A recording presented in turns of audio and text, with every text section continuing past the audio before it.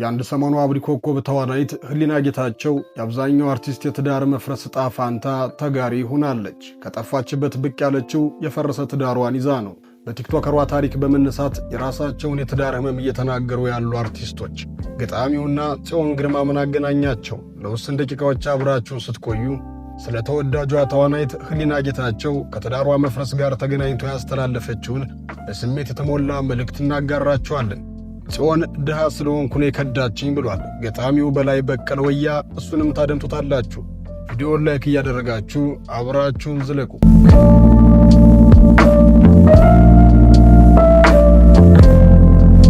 የጽዮን ግርማ ታሪክ የተዳፈኑ የአርቲስቶቻችን መተንፈሻ የሆነ መምጣቱ የማይካድ ሀቅ የሆነ መጥቷል። በእሷ ታሪክ ውስጥ ብሶታቸውን የገለጹ ህመማቸውን ያስተነፈሱ ብዙዎች ናቸው። በትወና ችሎታዋ ድንቅ የምትባለው ህሊና ጌታቸው የቤቷ ምሰሶ መፍረስ ሲንግል ማም ከሆነች የከራረመች ሲሆን ስለ ህመሟ ግን ደፍራ ከመናገር ተቆጥባ ነበር። አሁን ግን በቲክቶክ ገጿ ላይ ሽፍንፍን አድርጋ እየተናገረች ይገኛል። ህሊና ትዳሯ ያስከፈላትን ዋጋ ስትገልጽ ሕይወት አስተምራናለች ስንል በነፃ አይደለም ብዙ ዋጋ ከፍለን ነው እንጂ ያለች ሲሆን ስለ ከፈለችው ዋጋ ከመግለጽ ተቆጥባለች።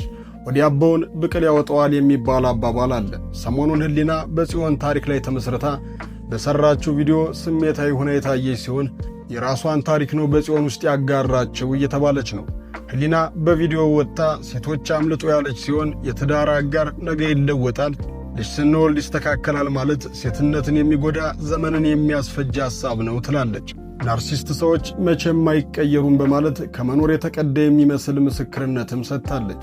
ብዙዎችም ይህን ሐሳቧን ከሰሙ በኋላ ምናልባትም የእሷን ባል እንደ ጽዮን ባል ከራሱ ክብርና ስሜት ውጭ የሚያሳስበው የሌለ እንደሆነ ግምታቸውን አስቀምጠዋል።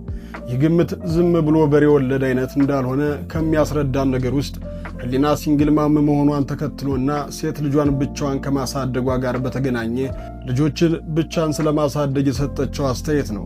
ህሊና ከናርሲስት አጋር ጋር ልጅን ከማሳደግ ብቻን ማሳደግ የተሻለ ነው ያለች ሲሆን ምናልባትም የእናትም የአባትን ፍቅር ሳታገኝ በአያት እጅ ማደጓም ለዚህ ሐሳቧ መነሻ እንደሆነ የጠቀሱም አሉ።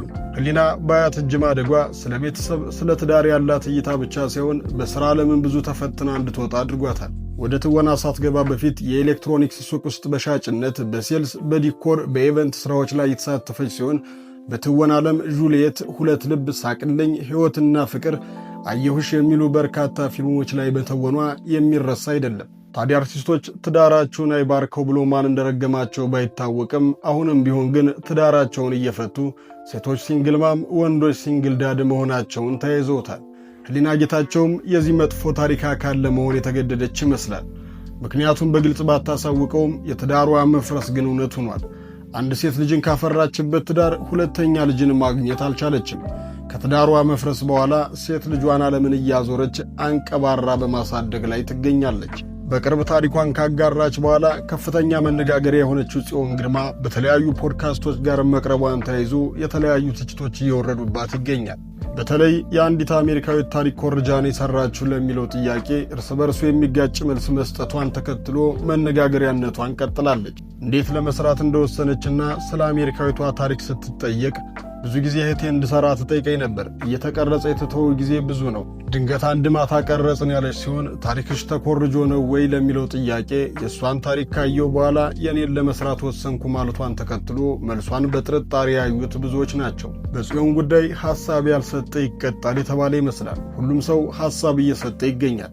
ከዚህ ጋር በተገናኘ የተለያዩ የግጥም መጽሐፍትን በማሳተም የሚታወቀውና ረዥም ጊዜ ከቲክቶክ መንደር ጠፍቶ የነበረው ገጣሚ በላይ በቀለ ወያ አንድ አነጋጋሪ ግጥምና ታሪክ ያጋራ ሲሆን ከጽዮን ጋር የቀድሞ ግንኙነት እንደነበረው በሥራው ገልጿል። በላይ በሥራው በድህነቱ ጥላው እንደሄደችና የተሰበረ ልቧን የመጠገን አቅም እንዳለውም ገልጿል። እንደሚታወቀውና ገጣሚውን በግልጽ በተለያዩ ጊዜ በተለያዩ ማኅበራዊ ገጾች ላይ እንደሚናገረው ከአንድ በላይ ፍቅረኛ የሚፈልግና ለሴቶች የተለየ ቦታ ያለው መሆኑን ገልጾ ነበር። ከዚህ ጋር በተገናኘ የጽዮን የቀድሞ ፍቅረኛ ነኝ ማለቱ ከንቱ ምኞት የቆጠሩበት ብዙዎች ናቸው።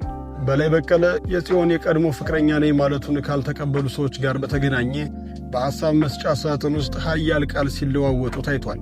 የጽዮን ጉዳይ አርቲስቶችና ገጣሚዎችን ብቻ ሳይሆን ሕዝቡን ለሁለት የከፈለ ሲሆን በተለይ የቀድሞ ባለቤቷ ፌሚኒስትና እምነት የለሽ መሆኗን መናገሩ ተከትሎ የቀድሞ ተበድያለሁ የሚል ታሪክ የጀመረው በፌሚኒስቷ ጆርዲ መሆኑን እየገለጹ ወንድ ጠል ከሆነው የፌሚኒዝም እንቅስቃሴ ጋር እያገናኙ የተናገሩም አልጠፉም። ሌሎች ደግሞ የሥነ ልቦና ሙያን በመጥቀስ እሷም ናርሲስት ናት፣ እንዲህ የሚፈጠረው ሁለት ናርሲስቶች አብረው ሆነው አንዱ የአሸናፊነት ካባን ለመደረብ በሚያደርገው ጉዞ ነው ሲሉ ትዝብታቸውን አሳይተዋል። ለዚህም መነሻ በታሪኳ ውስጥ እሷ ብቻ ልክ ሆና መገኘቷ የናርሲስቶች መለያ ነው ሲሉ ሙያዊ ትንታኔያቸውን ሰጥተዋል። በጽዮን ጉዳይ ቀድመው አይዞሽ ከጎንሽ ነን ያሏት አሁን ላይ ከድጋፋቸው ወደ ኋላ እያሉ ሲሆን ለዚህም ከእሷ የባሰ ነገር ውስጥ ያሉ ብዙዎች መሆናቸውን ተከትሎና በየሚዲያው ተመሳሳይ ታሪክ መስማት ከመሰልቸት እንደመጣና ልጅቷ ያላትን ታሪክ ታዋቂ ለመሆን እየተጠቀመችበት እንዳለች መገመቱ ነው። ከዚህ ጋር በተገናኘ የቀድሞ ባለቤቷ ታሪኩን ለመታወቅ እንዳደረገችው የገለጸ ሲሆን የሐሳብ እሱ ላይ ትችትና ነቀፋ እያመጣበት ይገኛል።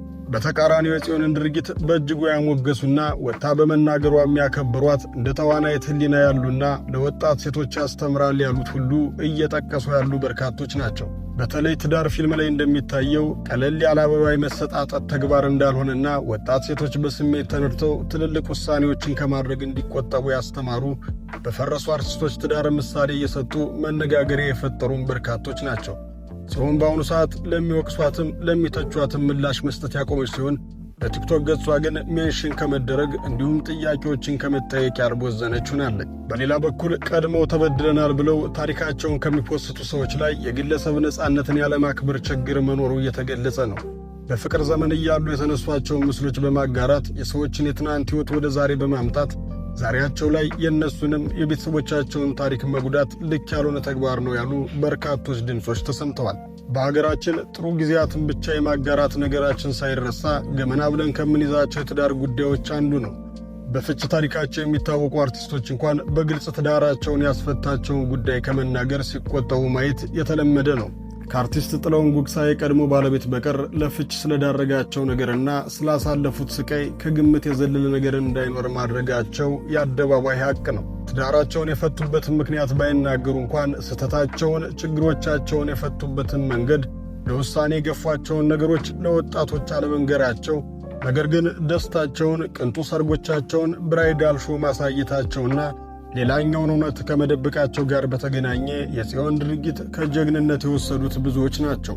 በተለይ ማንም መጥፎ ነገሩን በሚዲያ ማውጣት ቤተሰብ ማሰደብ በሚመስለው ጊዜ ቅንጡ ሆቴሎች ላይ በሚነሱ ፎቶዎች ሀገር ምድሩ በተጥለቀለቀበት ዘመን ምን ነክቷታል በሚያስብል ጥያቄ ያማታል ወይ የሚያስከትል ፍርድ ደግሞም ጥርጣሬ በሚከትና እንደ ዋሾ በሚያስቆጥር ገለጻ ከፊት ለፊቷ እንደሚኖር እያወቀች ለመማሪያነት መናገሯን ያበረታቱ ብዙዎች ናቸው። አበቃን።